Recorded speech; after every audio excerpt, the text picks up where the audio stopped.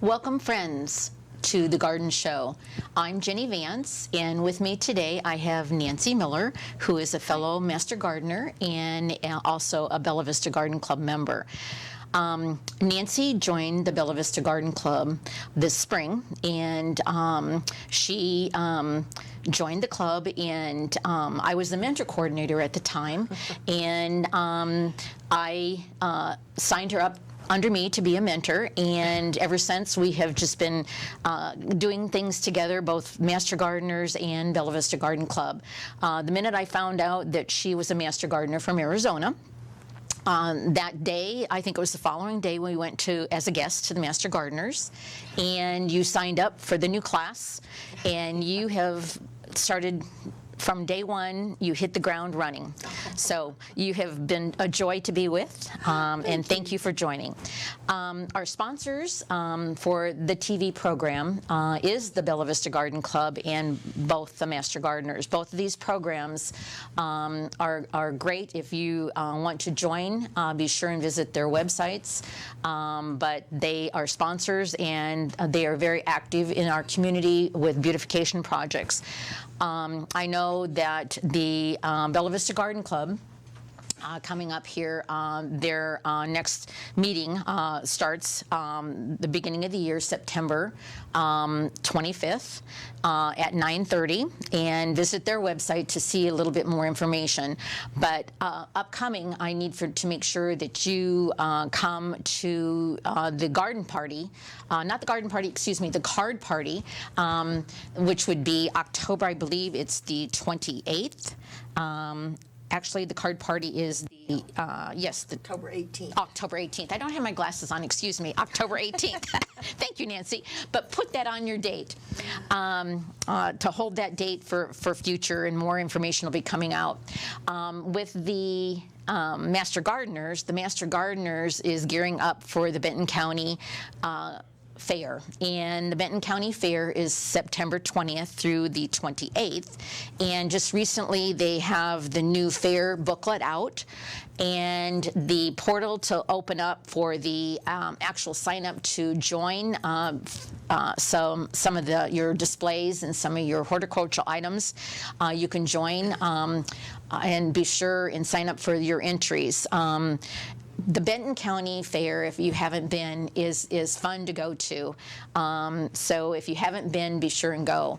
I know that Nancy has been real active with the Master Gardeners this last summer.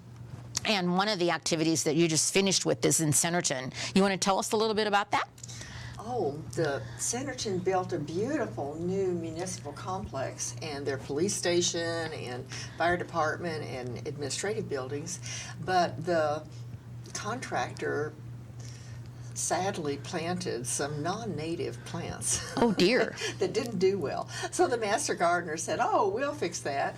And so Wanda Stutman and some others went in and just did a beautiful job of planting primarily native perennials, which will be minimal maintenance, and taking advantage of the rain gutters that are coming down. They made little artificial rivers.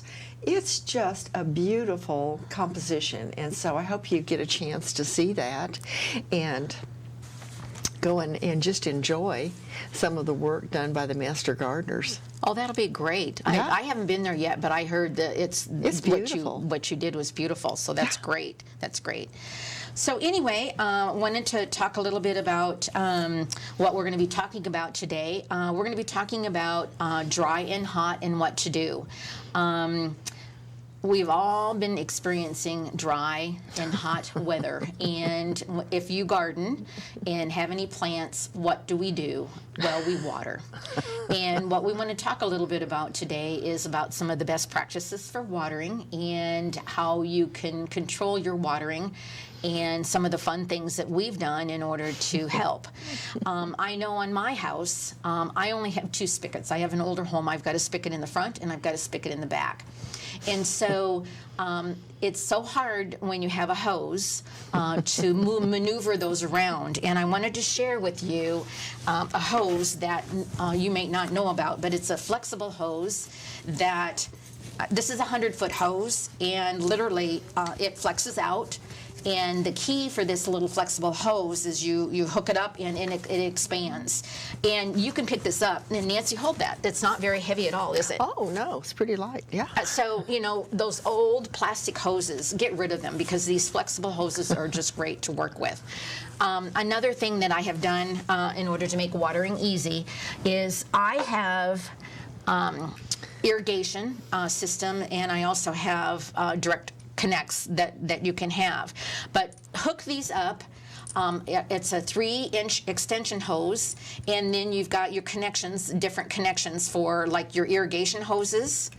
And then what I also do is hook this up to a timer, especially if you've got soaker hoses or your irrigation. So you can hook this up for one connection to go one direction, and with your 4 ports here. And then it's just so easy to maneuver your hoses around when you do that. Nancy, I think you said you have a tri, is it a tri or just a dual connection from your hose connection? Well, I'm still in the process of planting my irrigation system, so I have a variety right now, and still working on that. But yeah, I agree. Having a timer and some ports. We used to call these Siamese twins, but you've got a quad here. So. Yes, I got a quad. Yes, that's pretty fancy. Well, and then the quads, like you said, are the connections. You can move them in and out, and if you don't want that connection to go on, you turn it off. Yeah. So they've come up Great with ideas. connections. Well, and in Arkansas, it's so variable. We have, in Phoenix, there was no question, with 4 inches of rain a year, an irrigation system was on all the time. Yep. And everything was carefully timed. And so here, you have to be a lot more flexible. You sure don't want irrigation systems going on when it's raining for 3 days in a row. So, but this hot, dry weather's really given us some challenges, yes, right? Yes, it is. That it is. Well, another thing that's easy with the connections that we have, oh, there's still water in that one. Yeah. There's still water coming out of that one. But anyway, I've got a wand that is great to work with, where you're able to do, these are little quick connect plugs. And if you've never seen these before, you can quick connect these little ports to your hoses, and then you connect this here, and then you just connect it in. So it's easy to hop on and pop it off. Yeah, you don't have to screw. You don't have to screw. So these little things pop in there, and it's got the connections to it. So if you don't have these, are just great to have when you're watering. So anyway, I wanted to share with you this wand. This wand has all the different connections. You know, you got your shower, your mist, your soaker. I know I have to instruct my husband when using this, honey, always use the shower. He wants to use the jet. No, honey, you don't do it that way. Try to use the shower connection, or even the mist, depending on the container. So anyway, these wands come in various different, they've got a large one or the short one, but then you can change the water pressure with the connections there. Oh, there's water in there too. Sorry, this came right directly from my hose. So anyway, I got my notes all wet. Oh, well, that's fine. But well, and it's important to really adjust your watering too, to make sure, you know, a shaded area, shade garden, is going to need way less water, even in this heat, than say a flowering zinnia bed. Okay, and so really be careful to adjust your water. And in this heat, my tomatoes in containers, I've watered twice a day, just to keep them alive. And the same with raised beds. You might need to really increase your water. But I think the main thing is to be flexible. Yeah. If your plants are wilty, water them. Yeah. Well, another thing is when you water, our water resources are very precious. And I know my water bill that I got last week doubled. Even though I have irrigation, I try to water wisely. When you water, you need to water. The best time to water is when, of course, when it's dry. But you have to check to make sure you water at appropriate times, like you said.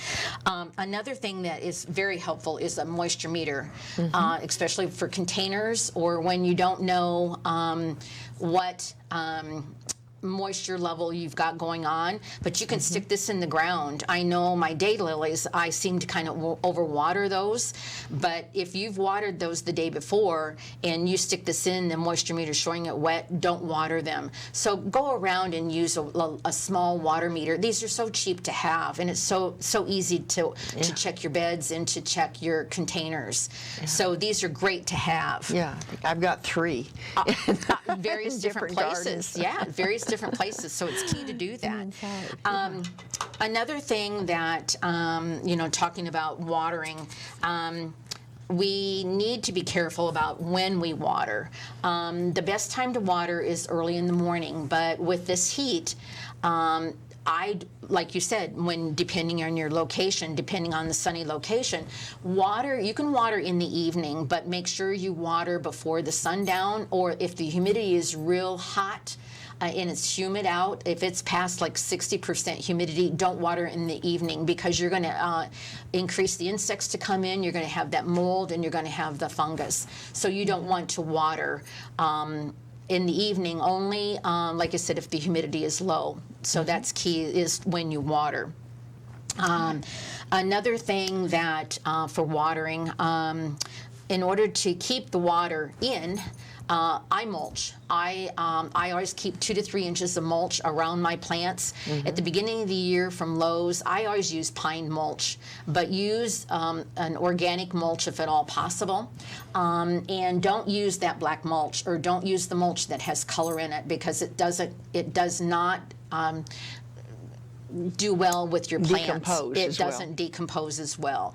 So try to stay with an organic mulch like a cedar, a pine, straw, but mulch to keep that water in and to keep the temperatures down.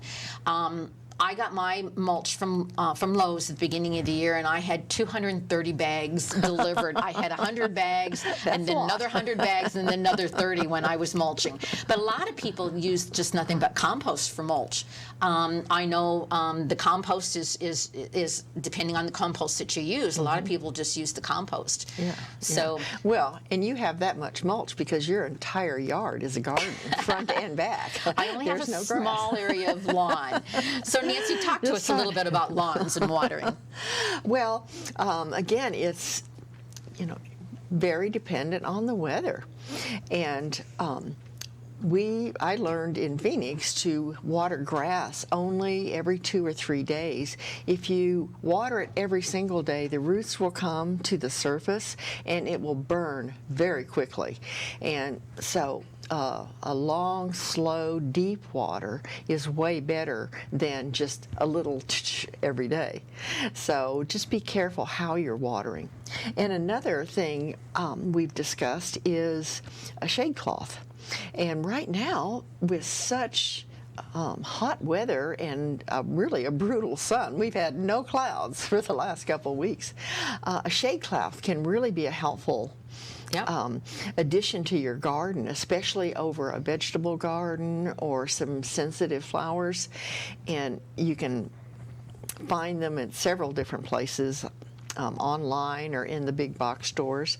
Probably 65-55% shade, and make sure that it's movable, because you sure don't want to have your shade cloth out when it's snowing. So you want to have some kind of structure that you can move your shade cloth around. And when we get a real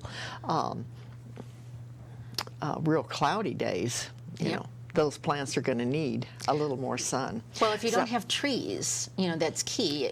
You can have sailcloths. A lot of people will buy sailcloths. They're beautiful. They're beautiful, and some of the way they put those in the T connections. Another thing, I've got limelight hydrangeas that are not liking this heat. They're wilting by 4 o'clock. Like yesterday when I went home, and some of the leaves are scorched. I'm about ready to pop up an umbrella. And people can do that. You can move it, but pop up an umbrella to maybe shade some of these plants. But it's just not doing well, and they've never had an issue before. Yeah. So try to shade if you can.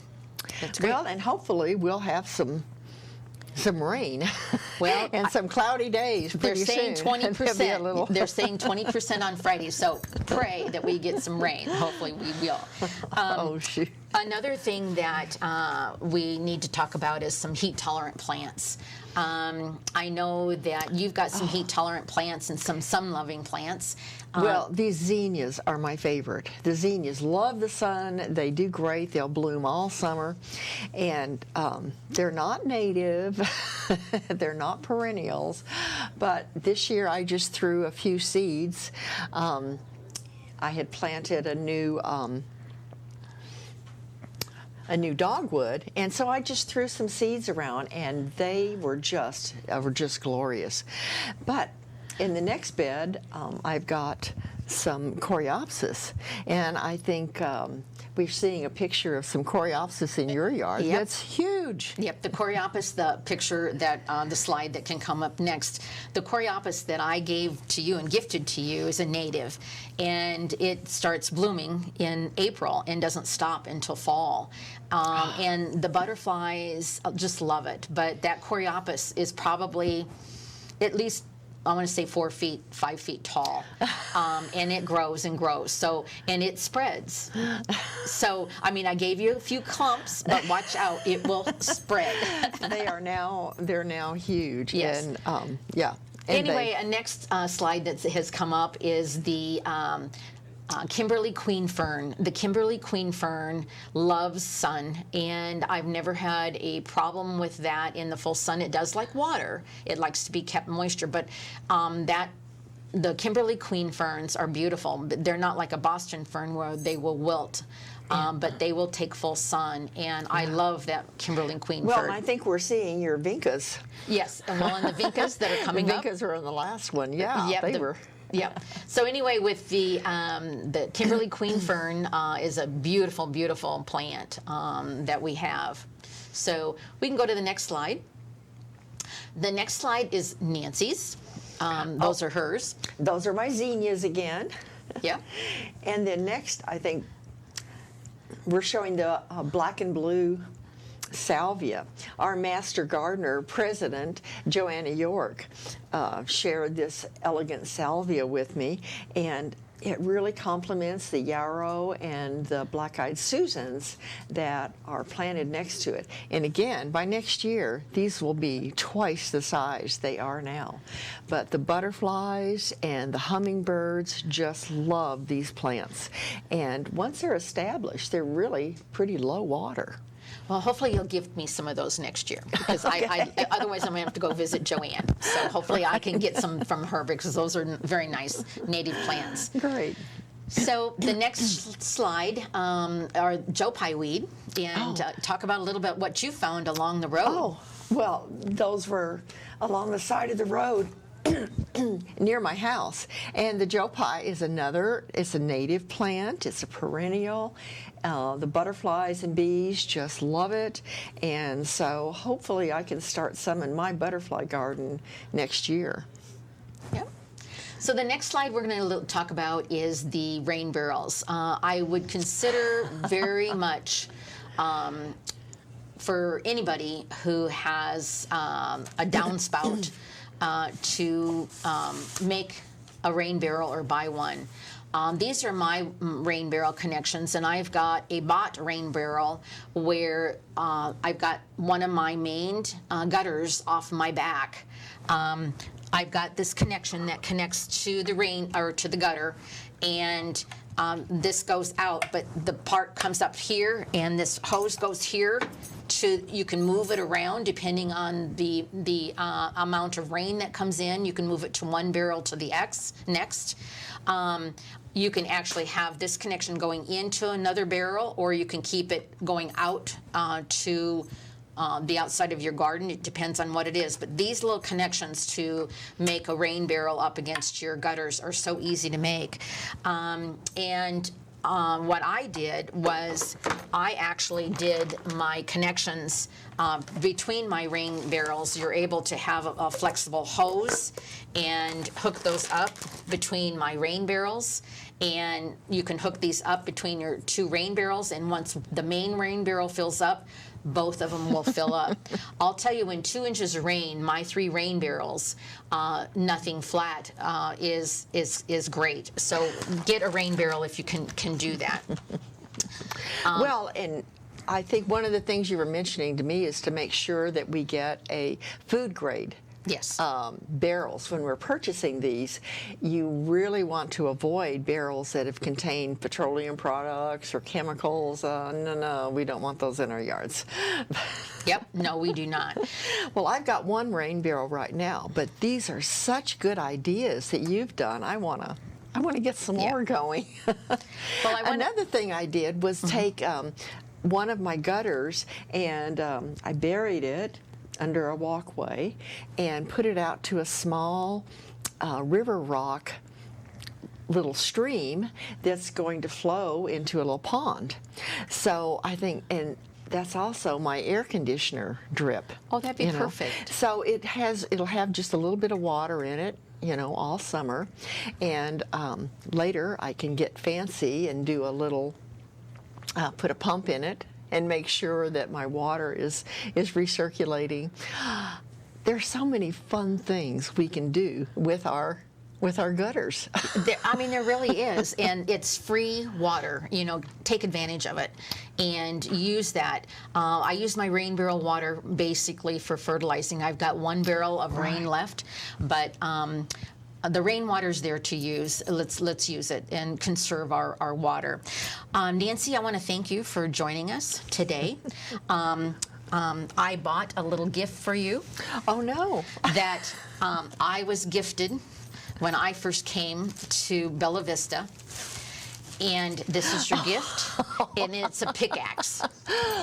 I love it. Thank you, Jenny, so much for the gift, for all the plants, and all the help you've given me to make my garden a really beautiful place. Well, thank you, Nancy. Bella Vista. Yes, thank you. And thank you, everyone, for joining us today, and hopefully you've learned something about watering your plants in this heat. Thank you.